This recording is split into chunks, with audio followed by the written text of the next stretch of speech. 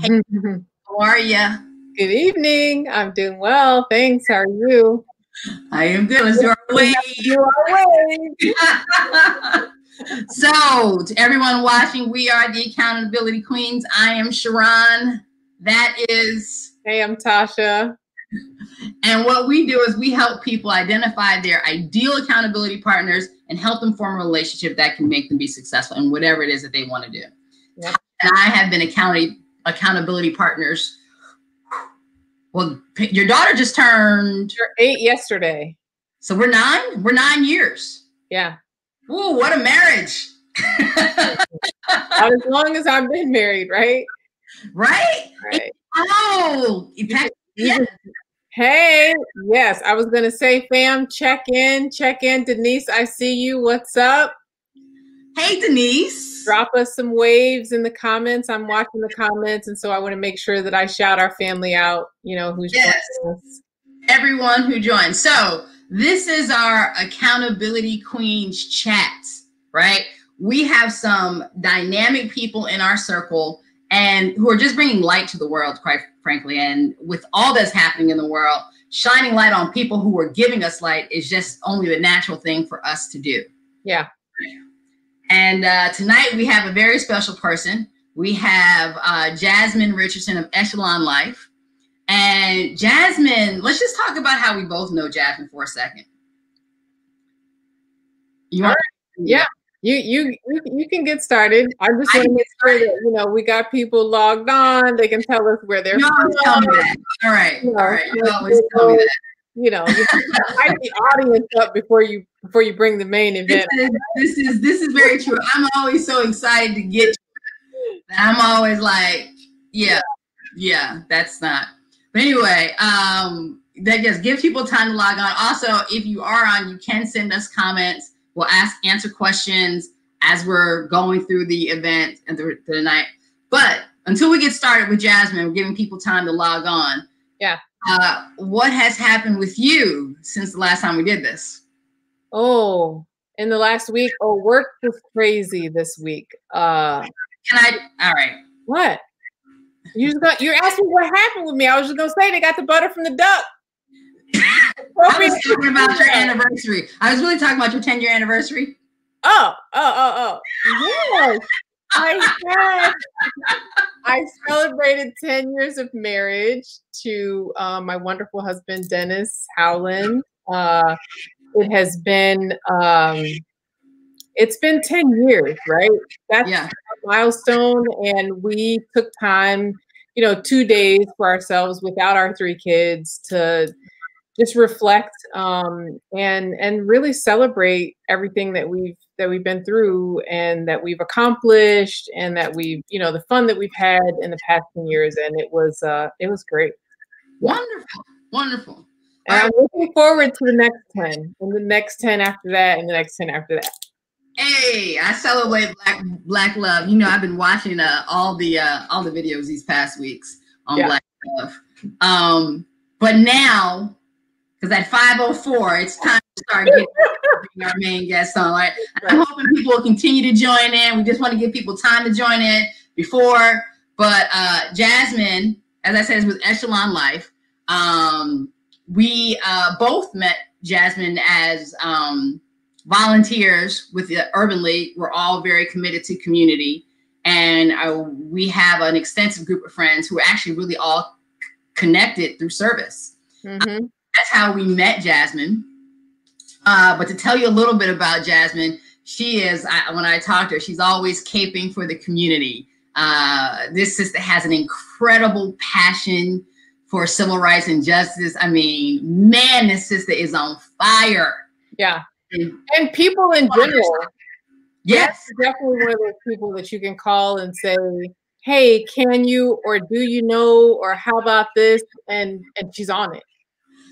And there are times you can call Jasmine I can tell Jasmine about something, and then she'll go through in her mind, you can do this, this. Oh, wait, did you ask me that yet? Oh, okay, wait. Yeah. But not only is she, the caped woman out there for justice, for the people. She is also a celebrity party planner. She also has her experience in her business in finance. She is an auditor by trade. She is everything. And she is also one who has an amazing sisterhood, right? So tonight's topic is going to be, there is strength in sisterhood, whether it's a blood sister or a sister friend. Having a sister circle is essential to someone's soul. Yeah. I talk to her about that tonight, because if anyone knows about that sister circle, it is her. So I'm going to bring Jasmine into the studio. Hey, Jazz. Hello, everybody. Hi, Jazz. How are you? I'm good. How are you, ladies? Good. You look gorgeous. Jazz, where are you this evening? I'm sorry, say that again. I said, where are you this evening? I am in the wonderful tropical location of my dining room. Also known as my conference room and studio for all meetings during the week. Wonderful. You look absolutely beautiful and radiant as always. And so we're really not going to delay, because we really just want to jump into the topic, right? Sisterhood. You and I have talked briefly about this. Sisterhood, it has been something tremendous, I think, in all of our lives, in every aspect of our life. But you especially, I think, have some interesting stories to share. So my first question for you tonight is, like, kind of tell us about your sister circle, right? Tell us about what having a sister circle has done for you. So, it's such a great topic, and thank you guys so much for choosing me to participate in the discussion. My life, the foundation of my life is sisterhood, right? So as long as I can remember, I have always been a part of or inspired by an amazing set of women, and have seen such amazing examples of sisterhood. And so the first one that I actually am witness and beneficiary of is my mom and my aunts. So my mom was the oldest, and my youngest aunt was only 13 years older than me. And so I was the first granddaughter. And I felt like I was one of the girls. I thought I was one of the sisters too, right? And I would get so excited when they would get dressed to go out and put their makeup on. I just wanted to be like them. They were literally my heroes, right? And then as I grew up, those sisters were my cheerleaders throughout my entire life. Like, my system of support. Those women, I think they only got more dear to me every year. And then they taught me what it meant to stick by one another no matter what. That's the biggest thing that they taught me, and that resonated throughout my whole life. And their children, my cousins, are my sisters. So they're my bestest friends, and I just love them so much. And their children call me aunts. It's no cousins in this family. And at 12 years old, I met my best friend, who's still my best friend this day. She's more than a friend. She's definitely my sister, Bianca. So many people have known us the whole life. You see one, you see the other usually. And then I actually got my own younger sisters that changed my whole life, because now I'm a real big sister, and that just expanded my heart. How many sisters do you have? I'm sorry? How many sisters do you have? 2, Ashley and Amanda. And then they had children. So I'm an auntie to them, my little nieces, and my little nephew. And then I got these great friends from college who are still my friends my whole life, Kate and Drea. I always call Katie from Massachusetts my soul sister. And my dear friends like you ladies, who I met as an adult when I was learning myself. I got to learn you guys, right? And you guys have been there for all my celebrations, and you guys have been a part of the prayer circles in my worst times and challenges. Such a blessing, right? And then you have I'm a Link, and that organization is based on sisterhood and friendship, and public advocacy, right? I just have so much to owe to amazing women, and I cannot say enough about them. So the last ones I will shout out are the women of Echelon Life, who helped me build an incredible event planning business, who put it on their backs every time I call. I put that EL bat signal in the sky. They show up, they show out. We've been 10 years strong. Now it's by request only. It's always been incredible word of mouth. But those women, without them, I would not have had the amazing experiences and opportunities. So I am such a proponent of women, because I know that sisterhood is a superpower that propels me and so many. So I could talk about it forever. Well, we got the right one. Yeah, we definitely got the right one. All right, so we want to ask you, like, so what have you learned on the journey? Right, you have not only your mom and your aunt's example of sisterhood. You've had Bianca, your best friend since 12 years, who's come. I mean, like, yes, I just see you all as sisters, right? I know you guys, and you're just sisters. And then you have your other sisters, your other younger sisters, and then you have your sisterhood of friends. Yes. What have you learned? Maybe what's the greatest lesson you've learned from sisterhood? Well, one of the things is amazing, whether it's my aunts, my cousins, my friends, is when I lost my mom right before I turned 13. And so you don't have that immediate example in front of you to say, this is what you're going to go through. This is what it's like. So your sisters help validate your experiences as someone to share, like, hey, this is going on. Have you ever had this happen to you? Right. And they're like, yes, you're totally normal. No, you're not crazy. Or it's okay that you're going through this. I think the best sisterhoods are ones that don't have judgment. And I'll say, Sharon, that's probably one of my greatest things about you that I admire, is that I feel like there's nothing that I can talk to you about that I would feel that you would be judging me. Now, would you throw it back in my face? Probably so. Oh, listen, if it's funny. Whereas Tasha judges me in a lovely way. She's like, she knows me. She doesn't judge me. She knows me. She's like, you're not built for this life. So when we on a march, here you go, darling. Here's some granola. Here's some water. You were not prepared for this. Your heart's in the right place, but you will not make it. So I love that. I love the fact that with sisterhood, you don't feel alone. So that's probably the thing that I treasure the most about my sisters. Nice. I feel you, and I am blessed to have the both of you in my sisterhood, right? As an only child, I should say raised as an only child. Should my brother see that there'd be an issue? Raised as an only child, I've been blessed with sisterhood. So let me ask this: what's the greatest advice you've ever received? When I think about that, actually, I will tell you. I have a mantra, it says, to thine own self be true. But that's hard, competing priorities. Sometimes it's hard to do that. But in the midst of a personal crisis this year from a family member dealing with COVID, I turned to the Bible. And when I looked in 2 Chronicles 20:17, Jehoshaphat was praying about enemies that he was facing, and he didn't know what to do. And that's how I felt.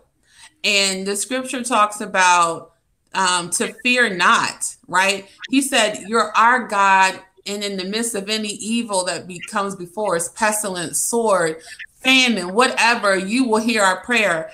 And the answer that God gave to him was, set yourself, like, battles will be formed, but set yourself, right? And stand still. Which is hard for women the older we get, because we're always trying to control things and make sure things are straight. Stand still, set yourself, and have no fear, neither be dismayed. So you're going to see some things, but don't be so terrified that you can't move forward. Actually, go out tomorrow and see the salvation of God. In the midst of a situation where you feel like you're overwhelmed, you don't know what to do, he says, because I am with you. And so that was the greatest thing that I ever got. It took me through the worst days. And I think of my lifetime, it changed me, and it helped me to have courage in the face of fear. Amen. How did your sisterhood help you? So my sisters were there, you ladies included, to pray with me in those times when I couldn't pray for myself, and those times where it was so hard, to remind me of not just my faith, but to water that faith in the rough times, to give me a reason to smile when you're just looking for one, to check on me, right? So that meant everything, because when you're often a caretaker, it's such a blessing when others are trying to take care of you. So my sisterhood, man, priceless. I mean, it's amazing. And I mean, you know, Tasha and I are accountability partners, and, you know, I think have become sisters as a result of it when we're not married to each other, right? That's what we say. And so I mean, the power of sisterhood is so important to us as accountability partners, but to know that there's real love. Yes. I think that's the amazing thing, that real love exists. Yes. Even though blood doesn't. Yeah. But you know what? As they always say, friends is the family that you choose. So true. Absolutely. And hopefully it's the healthy family that you choose, right? So right. Yeah, definitely. Yeah. You have you've been blessed, Jasmine, you know, through your years. I mean, you talked about from birth that you were birthed into a sisterhood. And so yes. That's really amazing. Yes. And it seems like you've had different forms of the sisterhood, you know, through your life. And so I really appreciate you sharing that with us. Yeah. Thank you. I think it's like everything else. It was modeled for me. So then I can replicate that because I saw it in action, right? So it was natural for me to be a good sister, a good friend, because I had seen it my entire life. And how many sisters did your mom have? So my mom had 3 younger sisters. She was the oldest. And actually she was pretty much like a mother figure because they lost their parents very young. And so she was there. Like I said, my youngest aunt was 13. So she definitely looked at her older sister like a mother. Yeah. And, you know, I'm the oldest of my 2 sisters, and they often call me Jazz Mom. So I'm like, I'm not, but you know, being a big sister is a different thing. You have a different responsibility. The younger ones, you know, they get it a little bit easier. The older ones had all of the boot camp, right? So it's a different thing. Nice. So I want to remind anyone who's watching that they can put comments in and ask us questions while we're going on here.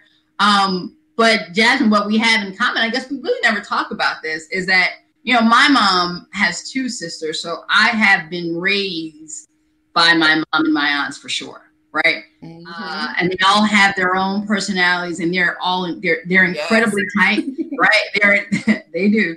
And I think what's interesting, and, you know, because it's just normal for me, right? It's just normal for me to see that sisterhood. And even though I wasn't born with any biological sisters, I think it was easy for me to get into that role, just like, because it was models for me. Yeah.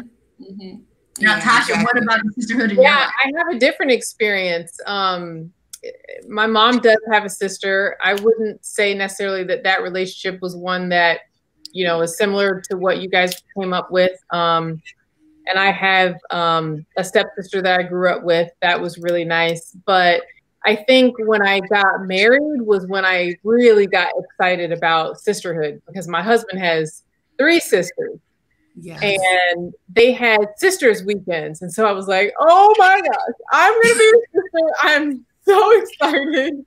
And so, yeah, I was blessed to marry into 3 sisters, and they have all 3 been a blessing in my life. And so I'm grateful for them. Oh, and then, you know, just like Jasmine, right? Like different phases of my life. In college, you know, I had a sister, and then, you know, as life progressed, right, I met my family in Baltimore, and my sister circle has grown there, and Delta Sigma Theta, of course, my sister's there. And so, and church, right? Like I have sisters at church. So yeah. It is. Yeah. I mean, and the sisterhood is what pours into us as we continue to go along. Because as Jasmine pointed out, it's the family you choose. Right? Yes. And so whether for me, it's Danae, it's Nicole, it's Oh, girl, if I start, I'm gonna stop because if I forget somebody, that roll call is real. Right. Yeah, I said in college, right? You can't just right, you know, because I'm not, because I will forget somebody. You're gonna get a phone call. I'm getting a phone call. The way my memory is set up. Oh, you don't remember that time? So I won't do that and say I love all my sisters. That's right.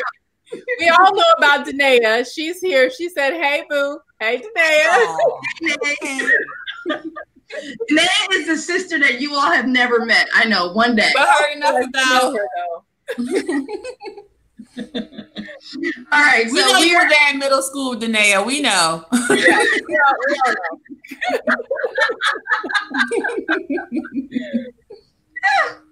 Nice. Right. So we're at that point where we ask our guests inside the active studio style questions. Tasha is going to ask you 10 questions. Rapid fire. So Inside Active Studio was one of my favorite shows, and I really feel like this list of questions gives our audience a chance to kind of know you a little more intimately. It's, you know, things that people may not ask. So, what's your favorite word?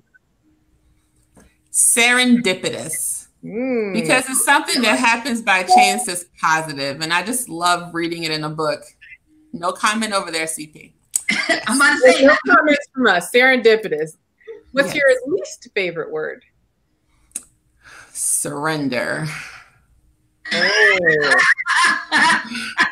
I'm grappling with that right now because I know that that's a part of growth, but it's not easy. Keep that in prayer for you. What turns you on creatively, spiritually, or emotionally? So I'm very passionate about human rights. Obviously, as a person of color, I'm super passionate about civil rights and inequities, and it activates me. And I feel like I got to do something. It's impossible for me not to do something. I wake up in the morning vibrating like, what can I do? So definitely, that's probably the biggest thing. I'm also really love literature. I love the arts in general. I love literature. I love film. I'm writing in my undeterminable spare time, but I actually am writing. But yeah, I would definitely say if anybody knew me, the number one thing they would say about me is civil rights. Sure. Yeah. What turns you on? Oh, a closed mind, someone that's not trying to learn. I just can't deal with it. What's your favorite curse word? Ooh, I don't remember that in the list. Really? So I will say that there is a word that's like a Swiss Army knife. It can just do anything. It begins with an F. And so, you know. We're going to go with that. What sound or noise do you love? Oh my goodness. Well, I had a different sound that came to my mind. Let's just go with music. Let's go with Prince playing the guitar. Prince playing the guitar. Sorry, guys, I'm back. Yes, come back to us, okay? What sound or noise do you hate?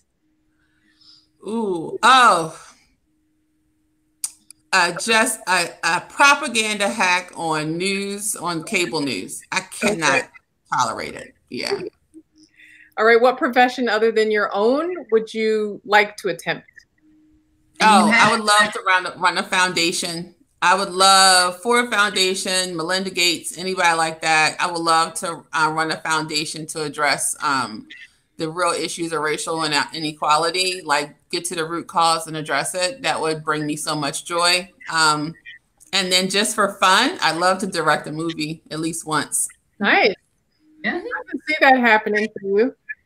I can see both happening to you, for you. Honestly, right? What profession would you not like to attempt? Oh, I don't recall that. What do I not want to do? Well, work for Fox. So I don't know.